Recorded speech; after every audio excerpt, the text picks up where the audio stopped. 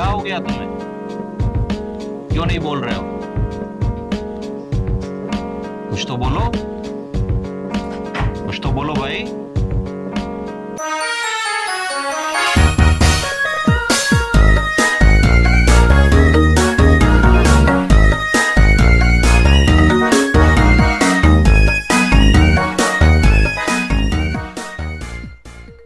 Guys मैं इतनी दिनों से गायब था, लेकिन अब मैं वापस आ चुका हूँ। कल की क्या ट्रेलर आया, मतलब इसका टीजर आया था, इसके कई सारे ग्लिम्स आए थे। मैंने उनको देख के इसके ऊपर वीडियो नहीं बनाया, लेकिन ट्रेलर देख के मेरे को लगा कि इसके ऊपर वीडियो बनाना चाहिए। चलो आओ इसके ऊपर अच्छे से डिटेल में बात करते हैं। तो जब टीजर आया था तो उसमें मैंने कई सारे डिटेल्स खोज के दिखाए थे कि किस तरह से देखो जमीन पे मणिपुरा चक्र बना है जो कि इंसान की नाभि में होता है। ये 7 इंद्रियां होती हैं जिनको इंसान अगर कंट्रोल कर ले तो मोक्ष को प्राप्त हो जाएगा। इस टाइप की चीजें हैं जो कि मतलब टीजर में दिखाई गई थी। इसके ऊपर ये लोग चल के जा रहे हैं, मतलब इनको जरा सी भी रिस्पेक्ट नहीं है मणिपुरा चक्र की। और ये कौन सी जगह है जहाँ पर ये लोग अटैक कर रहे हैं, इसके बारे में भी हम लोग अच्छे से जानेंगे इस वीडियो में। तो चलो इस ब्रेकडाउन को शुरू करते हैं। तो ट्रेलर की शुरुआत एकदम पिच साइलेंस के साथ होती है। मतलब मेरे को एक वक्त को ऐसा लग रहा था कि मेरा ब्लूटूथ कनेक्टेड नहीं है क्या मेरे लैपटॉप से, और बिल्कुल भी आवाज नहीं आती। लेकिन फिर बाद में जब म्यूजिक बजता है और हमें दिखाई जाती है जो दुनिया है वहाँ पर बहुत ही ज्यादा मिट्टी है, बहुत ही ज्यादा मतलब नमी का नामो निशान नहीं है। लेकिन उसके बाद पता जाता है कि जो काशी है, जो पहली सिटी थी, वही आखिरी सिटी बची है इस पूरी दुनिया में। और ये जो जगह है ये मणिकर्णिका घाट है, जहाँ पहले गंगा जी हुआ करती थी, लेकिन गंगा जी सूख गई हैं। ऐसा क्यों हुआ है ये आगे मैं वीडियो में अच्छे से बताऊंगा। लेकिन अगर तुम ध्यान से देखो तो यहाँ पर लिखा हुआ है इंस्टेंट क्रिमेशन, जो कि अंतिम संस्कार का नया तरीका बन गया है। और यहाँ पर लिखा है 500 यूनिट्स। तो ध्यान रखना गाइस, काशी की जो ये दुनिया है यहाँ पर यूनिट्स जो है वो एक करेंसी है। ठीक है, अब आगे बढ़ते हैं। फिर हमें ये बच्चा दिखाया जाता है जो कि इससे पहले अश्वत्थामा का जो ग्लिम्स आया था उसमें अच्छे से दिखाया गया था। నీ పేరేంటి?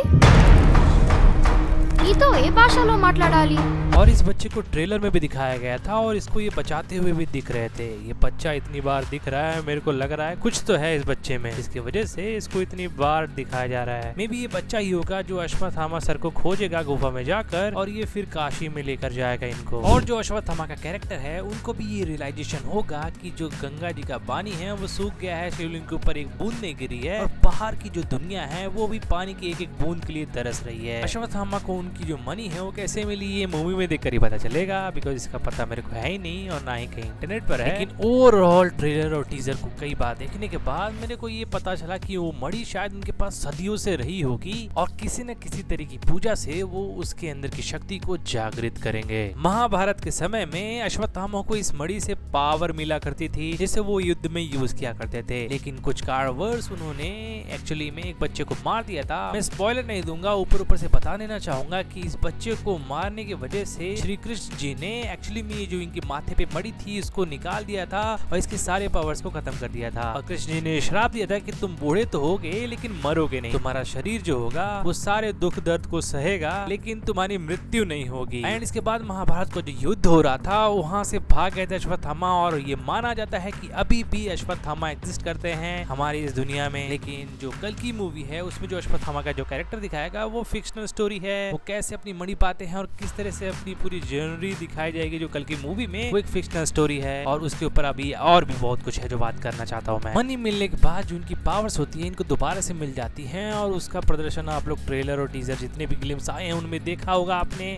और सबसे हैरानी वाली बात मेरे को ये लगी, जो ये पेड़ है इसकी रक्षा ये कर रहे हैं और इस पेड़ पर कुछ न कुछ रिचुअल्स हो रहे थे। और जो रिसेंटली ट्रेलर आया है पेड़ को ही ये लोग प्रोटेक्ट कर रहे हैं समहाउ। ये पेड़ जो होगा वो काफी इंपॉर्टेंट रोल प्ले करेगा मूवी में, तो देखने वाली बात है। वीडियो की शुरुआत में जो मैंने मणिपुरा चक्र की बात करी थी वो एक्चुअली में इसी जगह एग्जिस्ट करती होगी जहाँ पर ये पेड़ है। यहाँ के जो लोग होंगे वो हाईली एडवांस होंगे और इस पूरी जगह पे बारिश होती हुई दिख रही है। मतलब ये तो मे बी इसलिए हो रहा होगा क्योंकि ये जो जगह है इसको ये लोगों ने एक तरह की शील्ड से प्रोटेक्ट करके रखा होगा। ये ब्लू कलर की शील्ड हम लोग को ट्रेलर में भी दिखाई जाती है। इस पॉइंट पे अगर तुमको लग रहा है कि ये वीडियो काफी इंफॉर्मेटिव है तो प्लीज इसको लाइक कर देना। और बहुत सारे लोग ये पॉइंट आउट कर रहे थे कि अमिताभ बच्चन की जो हाइट है वो काफी ज्यादा है, तो एक्चुअली में महाभारत के टाइम पर भी उनकी हाइट काफी ज्यादा थी, इसलिए शायद अमिताभ बच्चन को इन्होंने कास्ट किया है अश्वत्थामा के रोल में। और अमिताभ सर ने भी अपना 100% दिया है। रिसेंट ट्रेलर में जो गाना गाया है वो दिल कुछ हो गया मेरे। जितने भी ग्लिम्स टीजर ट्रेलर आए थे उनमें ये बच्चा जो था वो बोलता है कि तुम कितनों की जान बचा सकते हो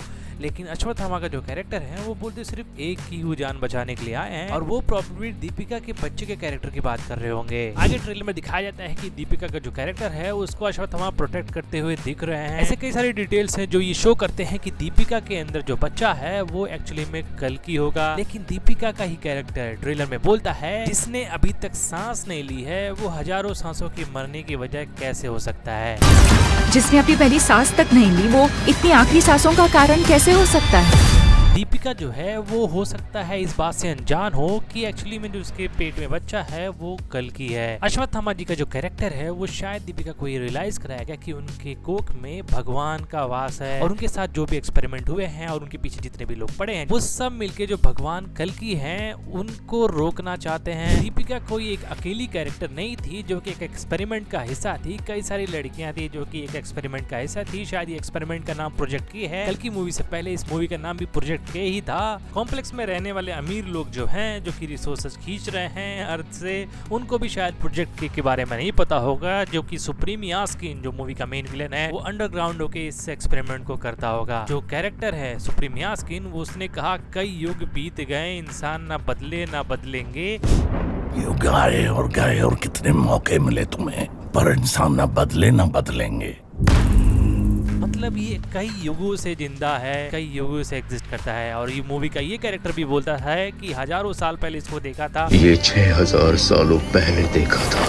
वो शक्ति वापस आ गई है, यानी अब रोशनी आने का समय आ गया है। मतलब ये कैरेक्टर भी एक हजारों साल से एग्जिस्ट करता है धरती पर। तो हाँ, इस मूवी में बहुत सारी सुपरनेचुरल चीजें होने वाली है गाइस, देखने में बहुत मजा आने वाला है। तो ये मेरी वीडियो अगर तुम लोग को अच्छी लगे गाइस तो हाँ लाइक एंड सब्सक्राइब कर देना। मैं मिलता हूँ तुम लोगों को किसी दूसरी वीडियो में किसी दूसरे टॉपिक पर बात करते हुए, तब तक लिए बाय बाय।